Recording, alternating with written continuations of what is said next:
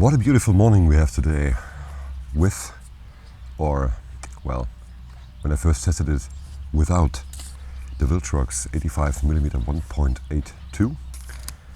Well, I tested this lens a year ago and I noticed that it does not perform well, to say the least, on older cameras, in my experience, like the Sony A7S. The autofocus, well, let's say the camera has some problems with the focus, so I'm not quite sure if I am in focus or not, even though I put a focus field around this area between these beautiful roses and this very filthy birdhouse that I found. So I hope we are in focus, but let's check this lens out. 85mm is a very nice focal length for portraiture, and I used this lens on APS-C Sony A6700 to get some good shots with a bit of a distance of my dogs. And because I do not need the longer focal length, well, maybe I will buy a 135 or something, I bought this one from Viltrox, and I think it was reasonably priced. It was about 400 euros, I think. Yes, I believe 400 euros or 350 or something like that. And for that, well, the lens is good. It's not that it is bad, right? It is good for full frame and APS-C. We'll check it out later. But well, the autofocus is not that good on the older camera, so that you know if you plan on buying this one. On APS-C, the focus is very fast and it's very usable, and I really like this lens. I wanted to sell it because it did not work that well on the Sony A7S, but I could not really get rid of it because I really like the look and it's built very good.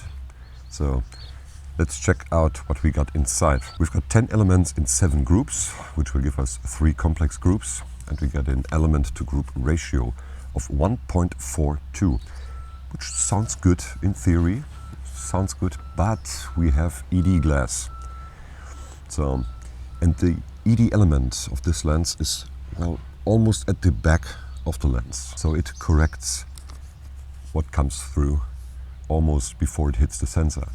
So this could be bad, but it's better to have only one ED glass than multiple ones. Well, we got 3 complex groups in this lens, and we will subtract. And if you want to learn more about the theory of that, get over to Dirty Photography Club on YouTube. So we got 3 complex groups, and we will subtract the ED elements, so that leaves us with 2 divided by 10 elements, so we get 0.2 the dispersion. It should be alright, but I do not believe that we see much. But maybe the old sensor of the Sony A7S will provide us with some very smooth and good shallow depth of field, and of course with a good rendering, good rendition, good tonality, so that we may see some 3D pop.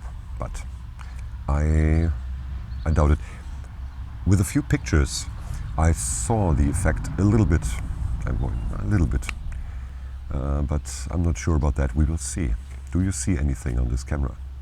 Well, I will now switch cameras and we will see what this will give us. So now we are on the A6700, and I must say the lens is heavy and it looks a bit disproportionate on the A6700. But do we see some good pop? Do we see something? I took pictures with this lens and I believe to see something, but I'm not that sure. It could be because the ED element, it's just one ED element, see, and we got 10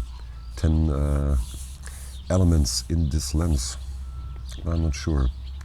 I believe there could be potentially a bit of pop, but I think that you would need to use older sensors to get this out of this lens, because the modern sensors like the A6700, I think it will flatten out this lens. You need a more obvious pop machine than this one, but yet it is a good one. It's a good lens and I enjoy using it.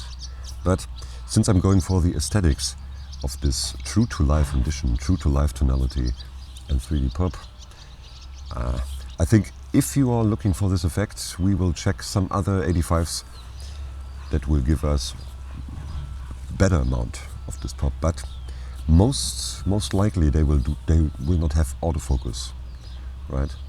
So let's see where this goes. All right, so what do you see? Do you see some pop? Let me know in the comments down below, and well, see you through the next lens.